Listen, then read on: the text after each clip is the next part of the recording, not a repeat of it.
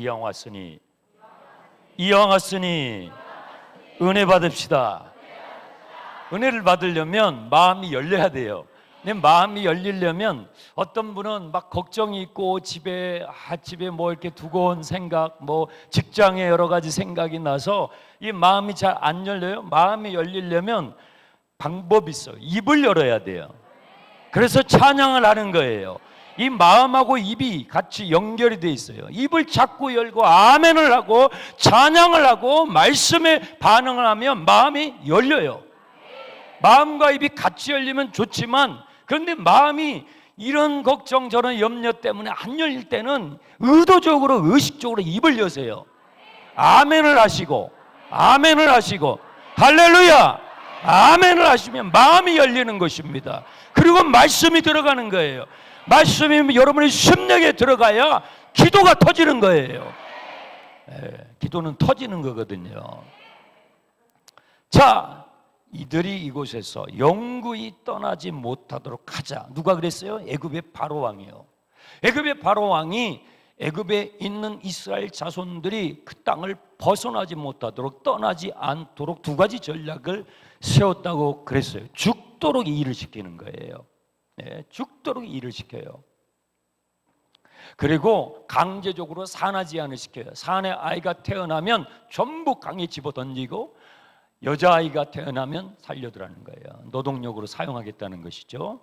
여러분, 제정신이 아니죠, 그렇죠? 이것은 인간이 할 수 있는 생각이 아니에요. 정상적인 인간이 할 수 있는 생각이 아니에요. 마귀의 짓이죠. 정신이 나가면 왕이어도 지식인이어도 마귀의 짓을 하게 돼 있습니다. 여러분, 마귀는요, 하나님의 자녀들의 숫자가 불어나는 것을 결코 원치 않아요. 마귀가 싫어하는 거예요. 전도 2,000명 작정, 1,000번 초청, 이거 무지무지하게 싫어합니다. 여름 산상성에 무지무지하게 싫어합니다. 네, 싫어합니다. 여러분, 부흥하는 교회는요, 가보면 특징이 있습니다. 부흥하는 교회는요, 마귀가 싫어하는 짓만 해요. 전도해요, 기도해요, 또 성회해요, 또 예배해요, 찬양해요, 선교해요, 구제해요. 교회가 부흥하려면요, 마귀가 싫어하는 짓만 골라서 하면 돼요. 골라서 하면 돼요. 우리 장충단 교회가 그렇게 되기 바랍니다. 마귀는 하나님의 자녀들의 숫자가 불어나는 것을 도무지 싫어하는 것입니다. 어떻게 하면 이 세상이 더 나은 세상, 막 전쟁이 터지고 기근이 터지고, 전쟁 다음에는 전염병, 기근, 이게 순수 패키지잖아요. 이 세상이 왜 이러냔 말이에요. 이 세상을 좀 나은 세상이 돼서 우리 자녀들이 좀 살았으면 좋겠는, 이게 부모의 마음인데, 그러면 어떻게 해야 이 세상이 조금 더 좋아지는 세상이 될 수 있을까요? 방법이 있어요. 힌트를 가르쳐 드렸어요. 뭐예요? 마귀가 싫어하는 짓을 한 가지씩 하루에 한 번씩 하세요. 용서하세요. 그럼 마귀가 엄청 싫어해요. 사랑하십시오.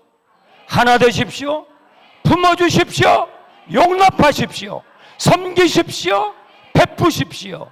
하나 되십시오. 예배하십시오. 찬양하십시오. 기도하십시오. 봉사하십시오. 마귀가 싫어하는 것 하루에 한 가지씩 하면은 세상이 밝아지기 시작해요. 내가 나의 남은 인생을, 지금은 100세 시대입니다. 내가 나의 남은 인생을, 내가 다니던 직장을 은퇴하고 그 다음에 제2의 후반전을 살아갈 때에 내가 무엇을 할까? 여러분, 시간을 바꿔야 됩니다. 의미 있고 가치 있게 보낼 수 있는 방법이 있어요. 내가 그냥 숨쉬고 살아가면서 죽을 날 기다리는 것이 아니라, 내가 주님 앞에 가는 그 날까지 정말 의미 있고 가치 있게 보낼 수 있는, 내 주변에 이 세상, 어두워져가는 이 세상을 밝게 하면서 살아갈 수 있는 방법이 있어요. 마귀가 싫어하는 짓을 하루에 한 가지씩 하세요. 네, 세상을 바꾸는 방법이에요. 주님의 말씀이에요. 그런데요, 우리는 그런 것을 참 알지만, 여러분이 왜 모르겠어요? 알죠. 옆에 계신 분에게 한번 격려해 볼까요? 우리 마귀가 싫어하는 집만 골라서 합시다.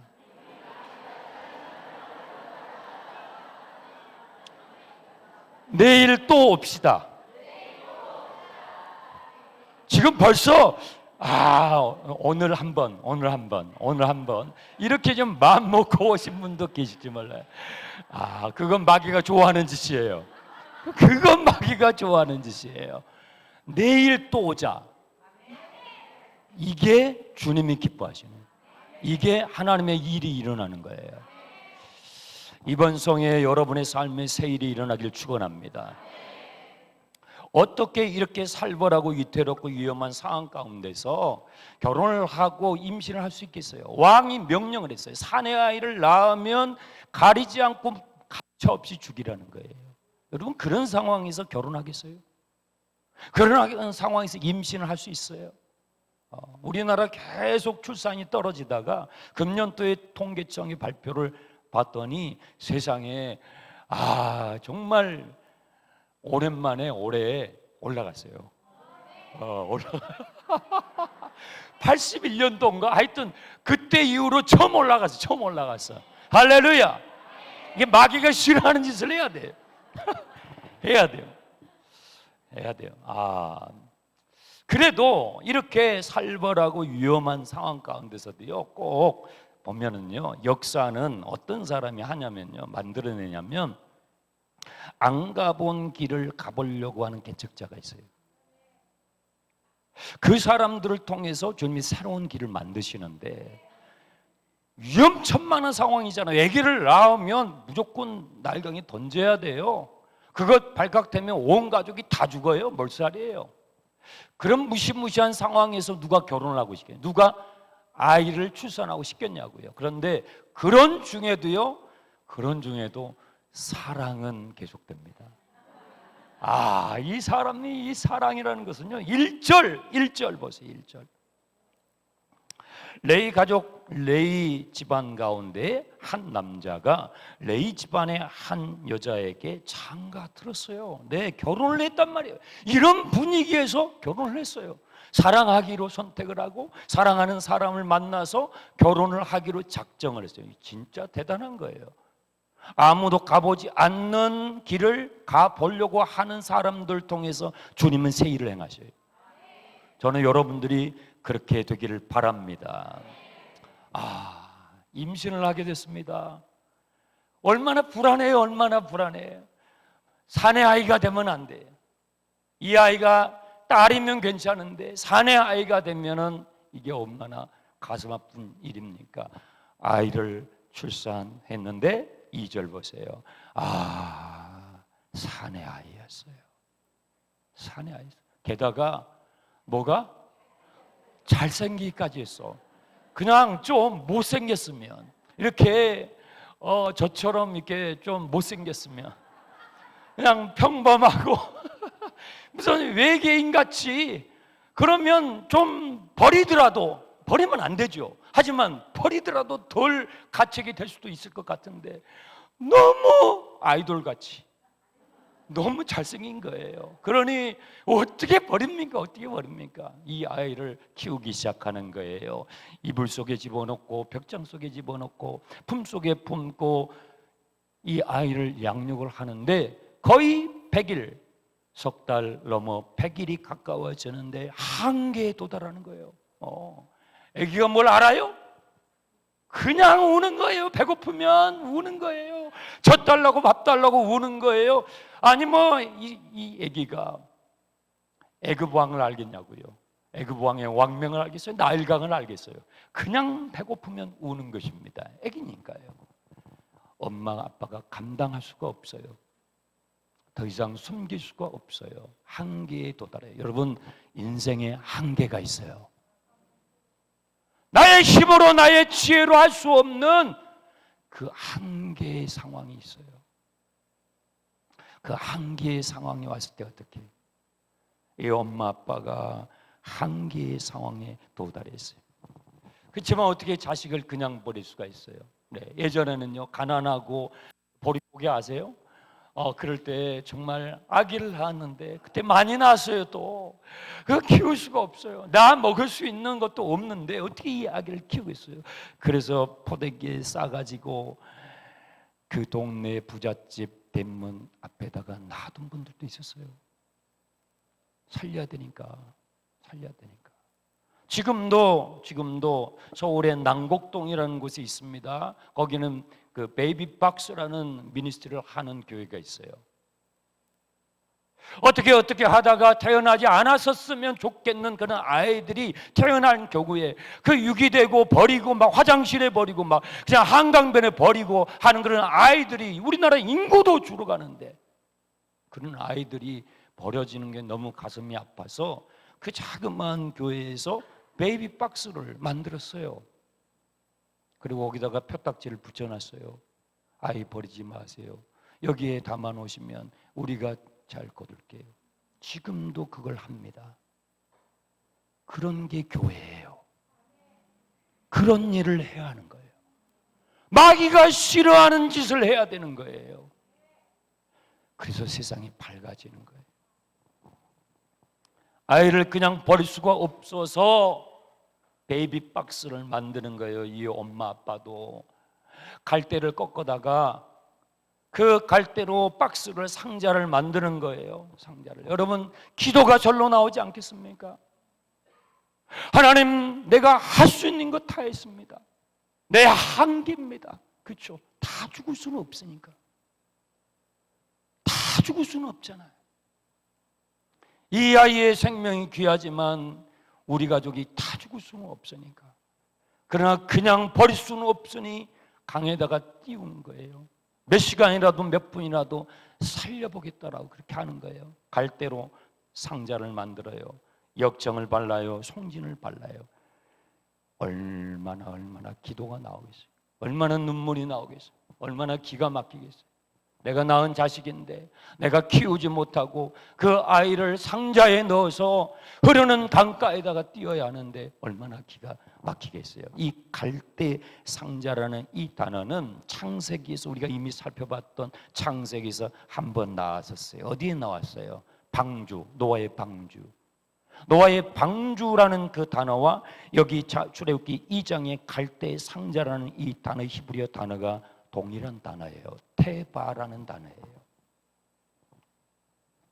같은 의미를 담고 있죠.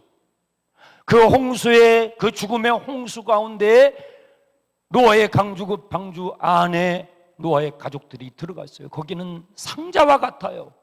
배가 아니에요. 그냥 박스와 같아요.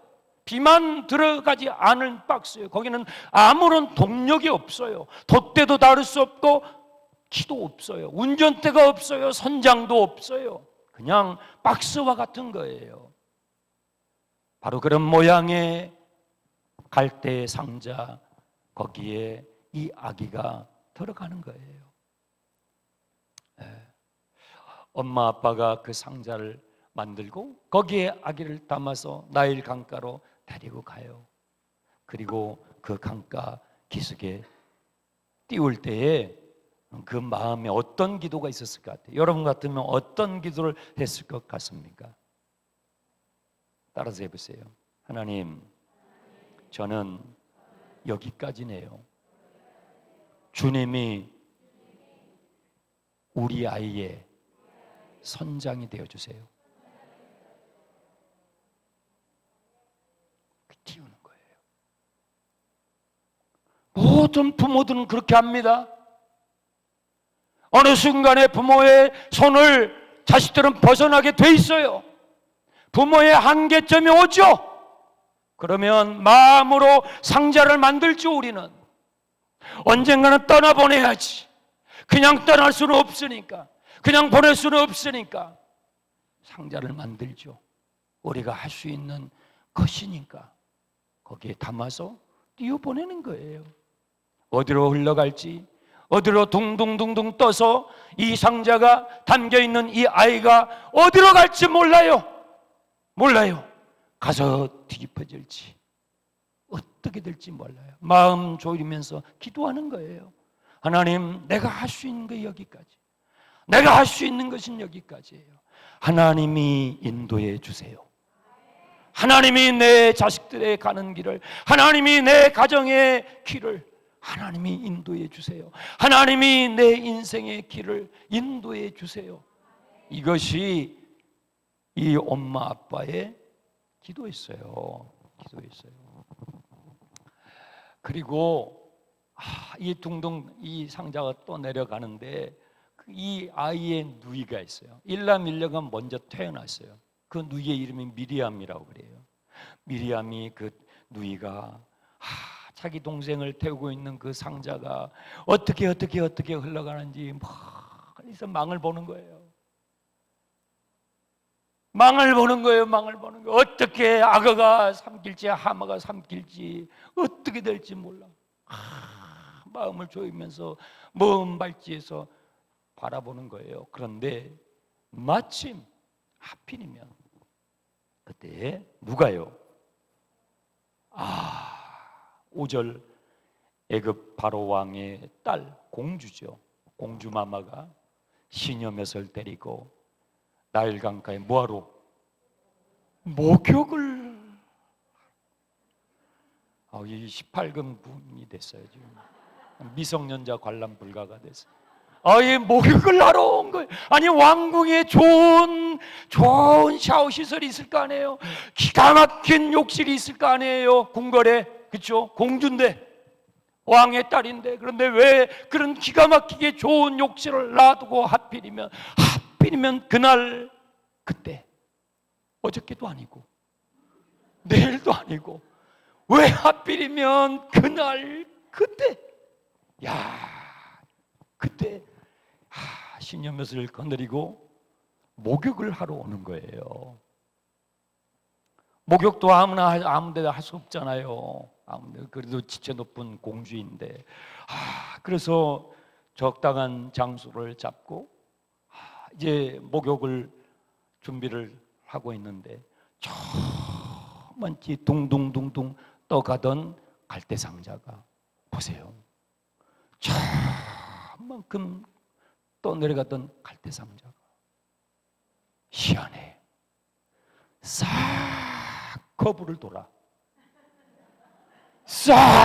돌아가지고 공주가 여기서 목욕을 하고 있는데 공주의 앞 전방 5m 앞에 그 눈높이에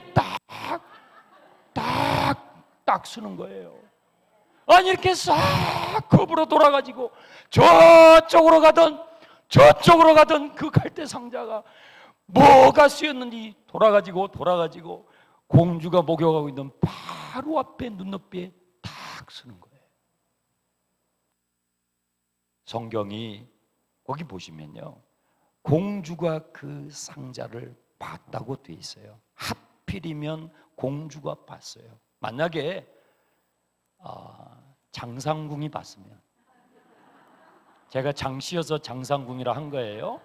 김상궁, 박상궁, 이상궁이 봤으면 국물도 없어요. 아내가 지금 바빠요. 지금 공주를 시정들어 바빠요. 공주의 물건을 챙기느라 바빠요. 무슨 갈대상자가 어디 있어요? 김상궁, 박상궁, 이상궁이 봤으면 꽝이에요. 아무것도 아니에요. 그런데 공주가 본 거예요. 공주의 눈높이에 딱 그 갈대상자가 딱 온 거예요. 하필이면 김상궁 저 상자 말이야, 저 이상한데 저 가져와봐, 한번 열어봐. 예. 공주 맘마가 싹 뚜껑을 여는데 뭐가 있어요? 응애 하고 애기가 우는데 얼굴이 뭐예요? 잘생겼어. 우는데 잘생긴 거예요. 여러분 만약에 얼굴이 못생겼어 봐, 이게 복잡하게 되는 거예요. 얼굴이 이쁜 거예요. 얼굴이 너무 잘생겼어. 너무 잘생겼어. 단번에 공주는 이 아이가 히브리 아이라는 걸 알았어요.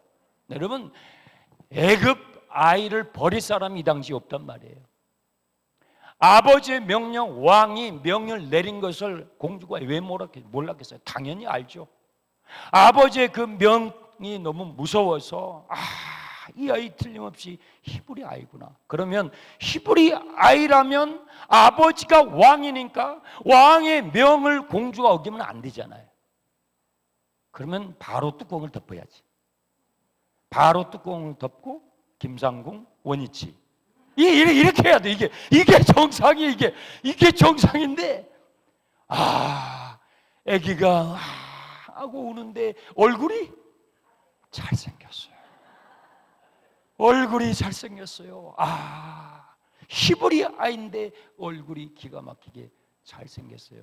이게 중요한 거예요. 만약에 여러분, 이 아기가 놀래가지고 오줌이라도 쌌어 봐. 그러면 나가리 되는 거예요. 나가리 아세요? 나가리 되는 것입니다.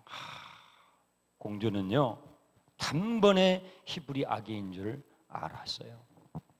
이 당시에 애굽의 18조 18왕조 시대인데 투투모스 1세가 통치하던 시대였어요. 이 투투모스 1세라는 애굽 왕에게는 외동딸 한 명이 있었어요. 실제예요. 이 역사예요. 하셉수투라는 외동딸 공주가 있었는데 이 딸이 시집을 갔어요. 그러면 외동딸 공주가 시집 갔으니까 거기서 아기가 태어나게 되면 장차 뭐예요? 왕이 되는 거예요. 왕이 서열 1위가 되는 거예요. 그런데 이 외동딸 공주에게 아기가 안 생기는 거야. 이게 하필 이 희한한 거예요. 여러분, 지금 이 출애굽기 2장에서 갈대 상자를 열었어요. 이 히브리 아이예요. 공주가 단번에 알아봤어요. 그런데 이 아이를 왜 거두냐 이 말이에요. 아버지의 명인데 그 명을 어겨가면서까지 이 거둘 때에는 어떤 필연적인 뭐가 있는 거예요. 이 공주에게는요, 아기가 안 생기는 거예요. 이 아기가 생겨야 그 다음 왕위를 이유받을 수 있는데, 왕위를 계승할 수가 있는데 아기가 생기지 않아. 그래서 나일강가에 목욕을 하러 왔던 거예요. 그게 단순한 목욕이 아니라 뭐예요? 목욕제계, 지성을 드리러 온 거예요. 지성을. 그냥 때밀러 온 게 아니에요. 아니 뭐 때밀라고 거기로 와요. 아니 자기 욕실이 그렇게 의리의리한데 때밀러 온 게 아니고 지성을 드리려고 온 거예요. 그랬을 때 뚜껑을 열었는데 분명히 히브리 아이예요. 딱 봐도 알아요. 근데 너무 잘생겼어. 들어오는 마음이 어떤 마음이에요?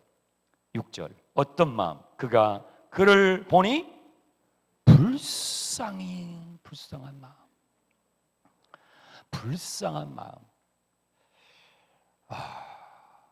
너무 불쌍한 마음이 공주에게 들어왔어요. 이 영어 성경에는 이 부분이 이렇게 표현이 되어 있어요. She felt sorry for him. 공주가 이 아이를 볼 때 미안한 마음까지 들었다는 얘기예요. 이게 번역이 좋아요. 우리 아버지가 진짜 이거 못할 짓이지.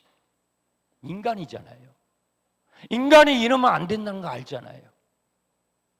우리 아버지가 이러면 안 되지. 근데 아버지의 명이니까 어기면 안 돼요. 하지만 공주의 마음에 미안한 마음까지, 불쌍한 마음까지 들어. 이게 사람인 거예요. 사람. 그러면서 지성을 드리러 왔던 이 공주의 마음에 어떤 생각이 드냐면, 이 아이는 내가 이렇게 애타게 기도하고 지성을 드리니까 하늘이 나에게 맡긴 아이일 수 있다. 이해되시죠? 이 공주가 이 아이를 그냥 맨정신은 안 돼요. 히브리 아이를 어떻게 데리고 와요? 그만한 설명과 이해가 있는 거예요. 이 아이는 나의 이 간절한 마음에 감동하신 하늘이 나에게 허락하신 아이인지도 몰라 하는 그 불쌍한 마음이 들었을 때, 망을 누가 보고 있어요? 누이가 망을 보고 있단 말이에요. 누이가 망을 보다가 그 틈을 노리고 공주마마, 제가 히브리 유모를 한 사람 소개해드리면 안 될까요? 이 공주가 아주 노련한 사람입니다. 나중에는 이 어린 왕자의 섭정을 하면서 여왕 역할을 했던 사람이에요. 그러면 이 히브리 웬 여자아이가 와가지고 공주마마, 제가 히브리 유모 한 사람을 소개해드리면 안 되겠습니까? 할 때에 공주에게 들어오는 느낌이 있죠. 이 아이의 엄마다 이거지. 이 아이를 내가 거두었을 때 이 아이를 잘 키울 수 있도록 젖을 먹이고 돌봐줄 수 있는 가장 최고의 유모는 이 엄마라는 것을 같은 여성으로서 아는 거예요. 하나님의 역사는요, 하나님의 이름은 전혀 등장하지 않아요. 하나님의 일하시는 방법은요 너무 신묘망측합니다. 그렇게 하라고, 유모를 데려오라고. 누굴 데려갔겠어요? 옆집 아줌마? 박씨 아줌마? 자기 엄마를 데려요. 친엄마를 데려가는 거예요. 공주마마, 여기 이 유모가 있습니다. 공주가 그 유모를 바라볼 때 그 얼굴의 느낌, 애타하는 그 아이를 바라보는, 그 상자 안에 있는 그 아기를 바라보는, 응애하면서 손짓 발짓 하면서 울고 있는 그 아이를 애타게 바라보는 그 유모의 그 시선을 보면서 이 유모가 그냥 유모가 아니고 엄마라는 거 알지. 왜 모르겠습니까? 그렇게 하라고 하면서요, 이 공주가 스케일이 대단합니다. 뭐라고 하냐면요, 9절에 보시면 바로의 딸이 그에게 이르되 이 아기를 데려다가 나를 위하여 젖을 먹이라. 내가 그 싹을 주리라. 필요한 비용을 내가 다 대줄 테니까. 이 정도 그릇은 돼야 왕이 되는 거예요. 나중에 이분이 여왕이 됩니다. 필요한 모든 비용을 대줄 테니까 젖을 잘 먹여줘라. 젖을 뗄 때까지 이 아이를 돌봐줘라. 낳은 그 정을, 내 배로 낳은 그 정을 갖게 하는 거예요. 그랬더니 여러분, 모유 수유 하시는 엄마들 잘 아시죠? 모유 수유를 보통 얼마나 해요? 몇 개월 해요? 1년. 보통 1년입니까? 좀 더 길면요? 1년 반. 네, 1년에서 1년 반 좋습니다. 우리 남자들은 몰라요. 네, 우리 권사님들 잘 아실 테니까. 보통 모유 수유를 1년에서 1년 반 한다면, 자, 이 엄마가 이제 이 아기를 데리고 왔어요. 데리고 가서 젖이 막 불어 있을 거 아닙니까? 그 젖을 먹일 때 이 젖을 한 1년만 먹였겠어요? 언제까지 먹였겠어요? 여러분이 엄마라면 먹일 수 있을 때까지 먹이는 거예요. 한 달만 먹였겠냐고요? 2달만 먹였겠냐고요? 한번 생각을 해보라고요. 6개월만 먹이고 거기다가 약 발라가지고 딱 떼서 정 떼가지고 싹 해서 왔겠어요? 여러분 같으면? 아니죠. 1년 먹이고 1년 6개월 먹이고, 몰라요, 2년을 먹였을 수도 있어요. 떠나면 이제는 떠나는 거니까 갖다 줘야 되니까.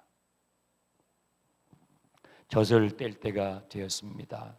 얼마나 지극정성으로 이 아이에게 젖을 먹였는지. 그냥 원래 얼굴이 잘생긴 얼굴인데 그냥 도시 얼마나 엄마가 한 번씩 먹일 때마다 그냥 기도하고 먹이고, 하나님, 내가 이 아기, 내가 이제 몇 달 남았습니다. 몇 달 후에 이제 데려다 줘야 됩니다. 하나님, 이 아이 도와주세요. 이 아이 잘 자라게 해주세요. 그냥 한 번 먹일 때마다 얼마나 간절히 기도하고 아이를 키웠겠습니까? 그냥 태어날 때부터 잘생겼는데 그 엄마의 사랑을 받고 환하게 공주 앞에 갔을 때 공주의 마음이 너무 흡족했습니다. 그리고 살해하고 그리고 양조로 삼고 애굽 말로 이름을 지어주는데요. 10절 뭐라고 지어져요? 모세라고 지어졌어요. 그 뜻이요, 이는 내가, 여기서 나는 공주예요. 공주인 내가 그를, 모세를 나일 강물에서 건져내었다라고 그렇게 이름의 뜻을 모세라고 애굽 말로 지어줬어요. 여러분, 하나님을 안 믿는 사람들은요, 내가 했다고 그래요. 내가 했다고. 내가 이 아이를 나일 강물에서 건졌다 해서 이름의 뜻이 모세예요. 애굽 말이에요. 하나님을 안 믿는 사람은요, 내가 했다고 그래요. 그런데 하나님을 믿는 사람은요, 자기가 다 해놓고 뭐라고 그래요? 주님이 하셨다고 그래요.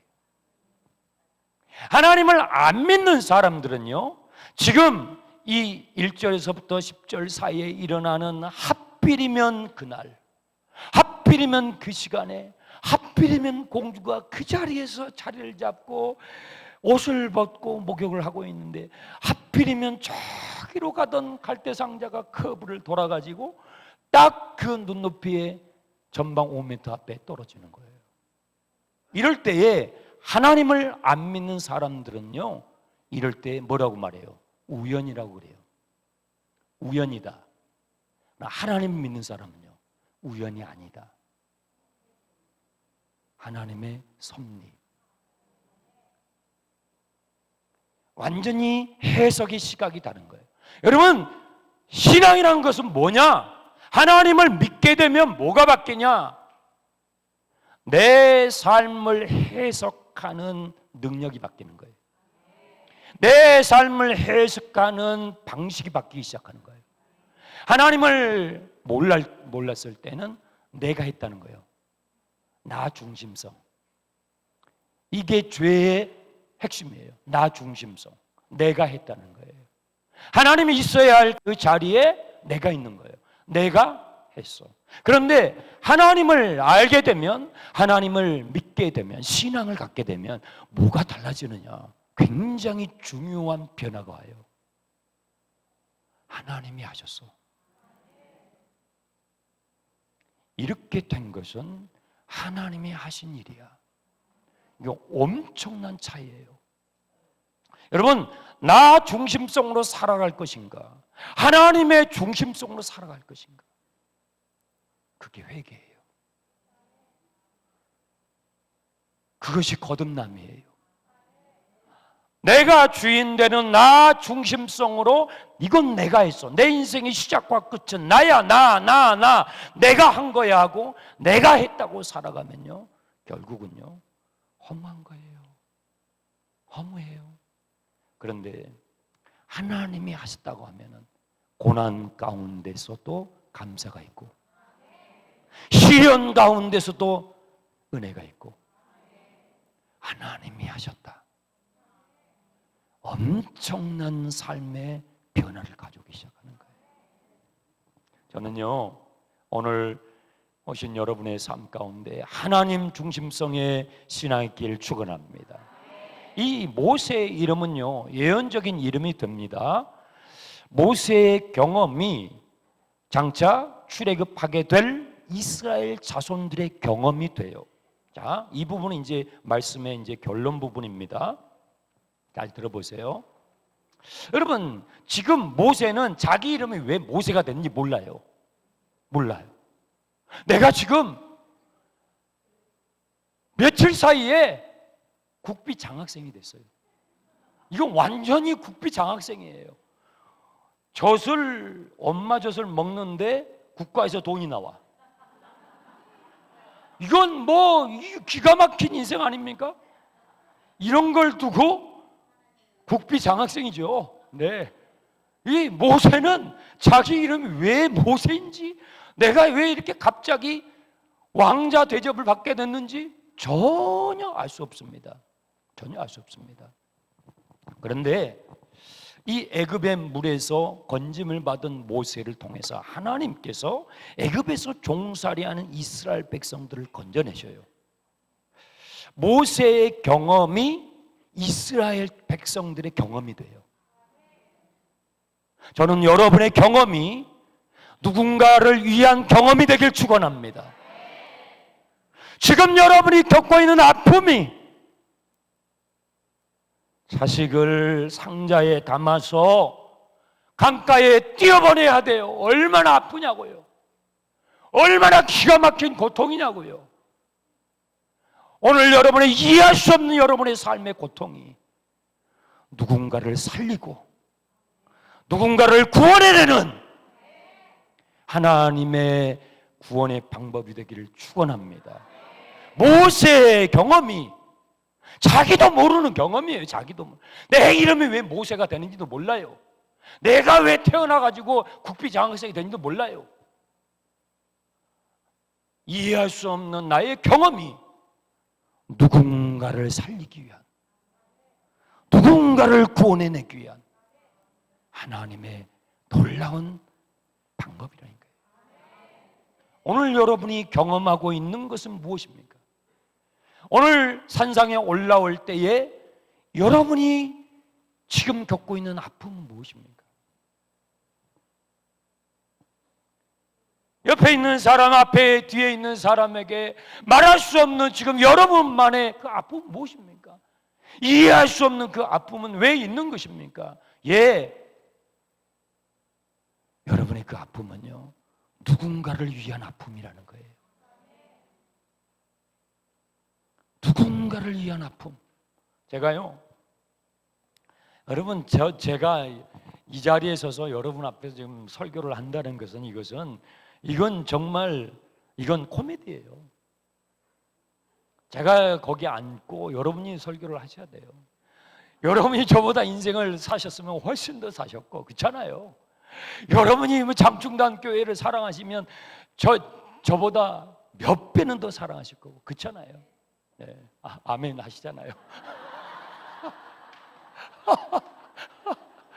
할렐루야. 네. 맞아요. 아마 내가 알면 얼마나 알겠습니까? 저는 20년 동안 뱅뱅 돌다가, 아니 어떻게 돌다가 어떻게 또 여러분 여기 딱 왔냐 이 말이에요. 내가 오고 싶었냐고요. 이해할 수 없는 거예요. 저는요, 여러분과 비교할 수 없는, 저는 장충단 교회에서 가장 자격 없는 사람이에요. 아멘을 왜 안?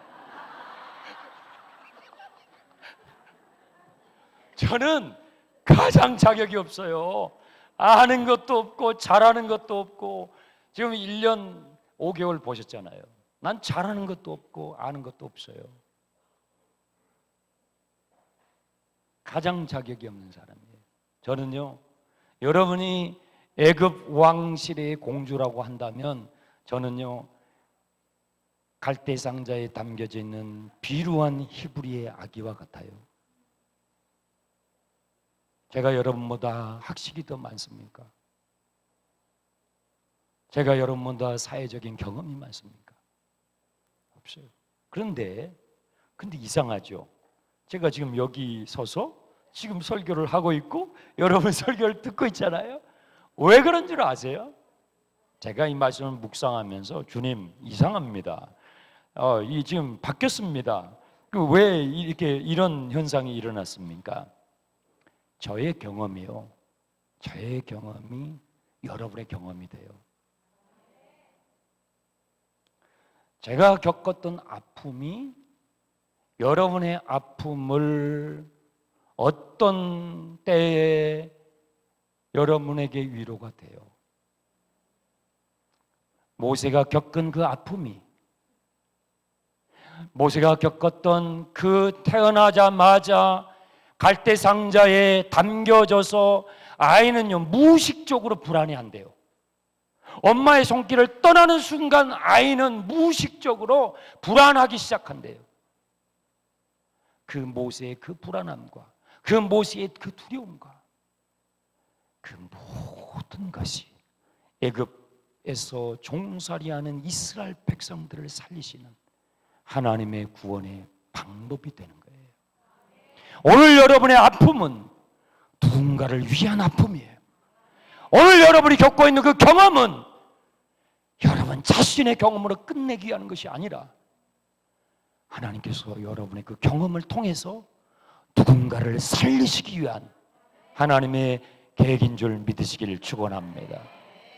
따라서 합시다. 아픔이 아픔을 위로한다. 그게 뭔 줄 아세요? 그것이 예수님의 십자가예요. 예수님의 그 아픔이, 성경은 전부 예수님 이야기라고 그랬잖아요. 예수님의 그 아픔이 오늘 아파하는 나의 위로가 돼.